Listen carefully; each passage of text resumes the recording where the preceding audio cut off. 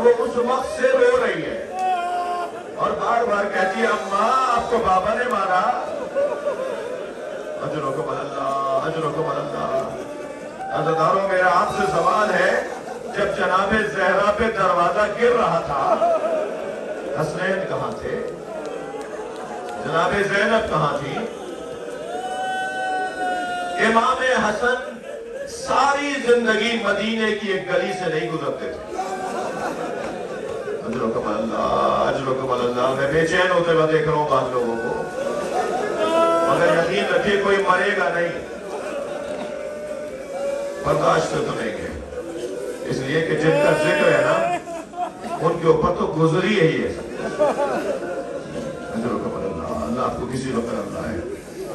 इमाम हसन मदीने की एक गली से नहीं गुजरते थे, जब वो गली आती थी ना रास्ता बदल देते थे। तो एक चाहने वाले ने पूछा मौला आप इस गली से क्यों नहीं गुजरते? फरमाने लगे जब गुजरता हूँ मुझे याद आ जाता है एक शख्स ने मेरी माँ पे हाथ उठाया।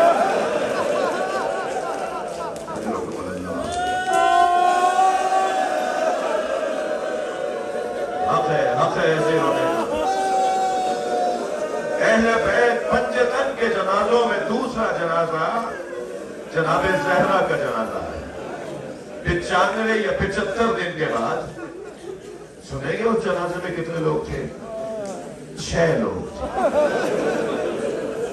और वो 6 नाम भी जनाबे ज़हरा लिख कर गई थी कि या अली मेरे जनाजे में कोई शरीक ना हो, और हो तो बस ये लोग शरीक हो। जब हमारे घर में कोई मौत हो जाती है तो पड़ोसी आकर बैठ जाते हैं ना घर में, जी पड़ोसी आकर सारा इंतजाम संभालते हैं ना। ये अजीब गुर्बत है वतन में रहते हुए कि हसनैन घर घर जाके कह रहे हैं हमारी माँ का जनाजा उठाने आ जाओ। वो जो 6 नाम थे ना उन्हें जाकर मौला ने फरमाया जाओ बच्चों, हुज़ैफा यमान को बुला लाओ, मैसम को बुला लाओ, अबू ज़र ग़िफ़ारी सलमान को बुला लाओ। 6 लोग हैं जनाबे ज़हरा के जनाजे में। जब जनाजा दफना दिया दूसरे दिन लोगों ने कब्र तलाश करना चाहिए। मौला से शिकवा किया कि आपने हमें अपने घर के जनाजे में नहीं बुलाया। उम्मत को बार बार ही हो रहा था ना कि हमें नहीं बुलाया, हमें नहीं बुलाया। इस घर में तीसरा जनाजा मौला अली का है। अहले सुन्नत के मुताबिक जनाजा आगे से खुद उठ रहा था, पीछे से हसनैन उठा रहे थे। 2 लोगों ने मौला अली का जनाजा उठाया। मौलाए कायनात का जनाजा सिर्फ 2 लोगों ने उठाया है।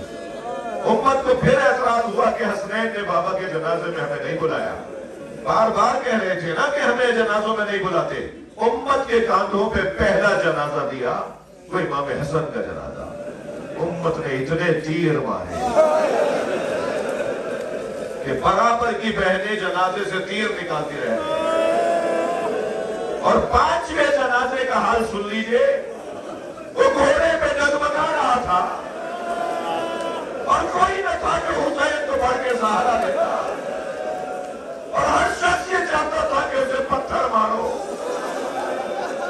उसे तीर मारो, उसे नेजा मारो, और जिसके पास मारने को कुछ नहीं था वो ज़मीन करबला की गर्म रेत उठाता था और इमाम हुसैन पर फेंक देता था। और हुसैन घोड़े पे डगमगा रहे थे, कभी दाएं गिरने लगते थे तो जीन पकड़ के संभलते थे, और उस तरफ जहां गिर रहे होते थे उस तरफ इशारा करके कहते थे ला वल्लाह ला वल्लाह ला वल्लाह, छोड़ दो छोड़ दो। दूसरी तरफ गिरने लगते थे तो इशारा करके कहते थे ला वल्लाह, मुझे नहीं चाहिए। कौन क्या दे रहा था हुसैन को? ये सब लोग तो गिराना चाहते थे इमाम हुसैन को। मैंने हरम हजरत मासूमा में ये आयतुल्लाह मिश्किनी मस्जिद आज़म में दर्स अखलाक कहते थे। उसके बाद कोई मुनासिबत का दिन आता था तो मसाइब भी पढ़ते थे। जो दोस्त उस जमाने में थे उन्हें अच्छी तरह याद है। हमारे सीनियर आलिम मौलाना, हमसे बहुत सीनियर है मौलाना हसन ज़फ़र, इन्हें अच्छी तरह याद है। आयतुल्लाह मिश्किनी ने, मैंने खुद उनसे मैं नोट्स लिखता था, मेरे पास लिखा हुआ है आयतुल्लाह मिश्किनी के दर्सों में लिखा हुआ है। वो ये मसाइब पढ़ रहे थे, जब हुसैन गिरते थे तो इशारा करके कहते थे ला वल्लाह, मुझे नहीं चाहिए, नहीं नहीं छोड़ दो। कौन क्या दे रहा था हुसैन को? آیت اللہ مشکین نے فرمایا اس وقت ذرا غور کرو کہ کیا منظر تھا. جناب زہرا آگے بڑھ کے کہتی تھی میری آغوش میں آ جا، اور امام کہتے تھے اماں یہ میرا امتحان ہے، مجھے خود زمین کربلا پہ گرنے دیجیے. اجرکم اللہ.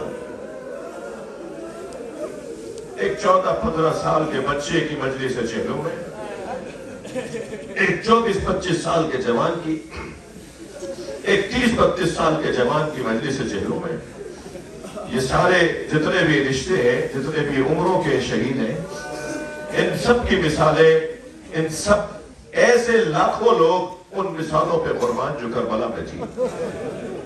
قاسم کے جوتیوں پہ قربان، علی اکبر کے سینے کی ٹوٹی ہوئی پسلی پہ قربان، حضرت عباس کے بریدہ بازوؤں پہ قربان.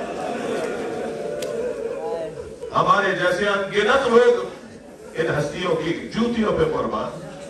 حسین کربلا میں اکیلے رہ گئے، کوئی نہ تھا جو امام حسین کو سہارا دیتا. آواز دے کر کہا ذوالجناح اب مجھ سے تیری پشت پہ بیٹھا نہیں آتا.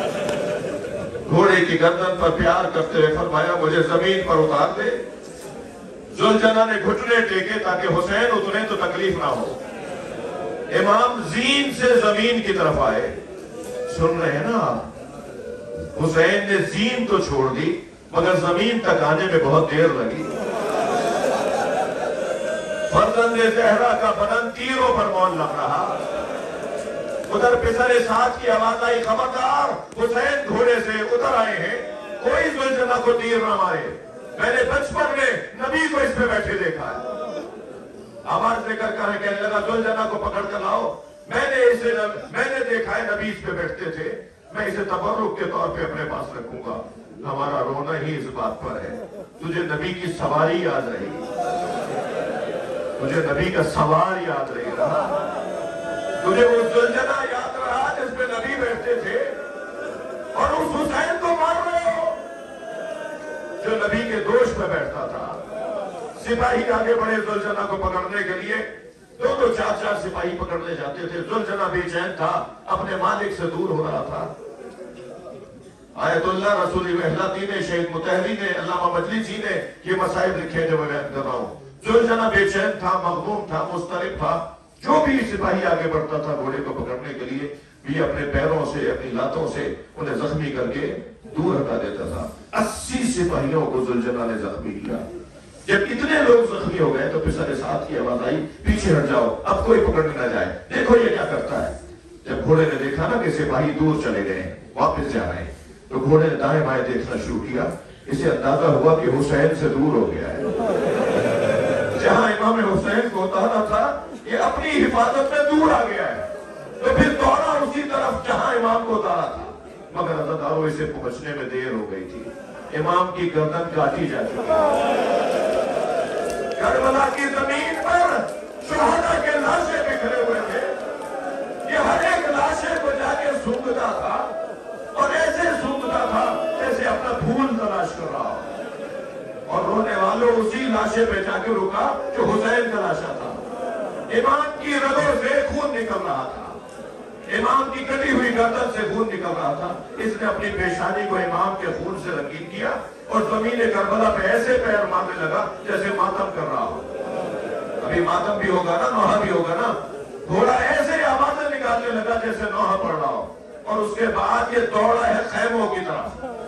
آپ نے بہت سنا ہوگا بیٹیوں کو باپ سے بڑا پیار ہوتا ہے، باپ بھی بیٹیوں سے بہت پیار کرتے ہیں.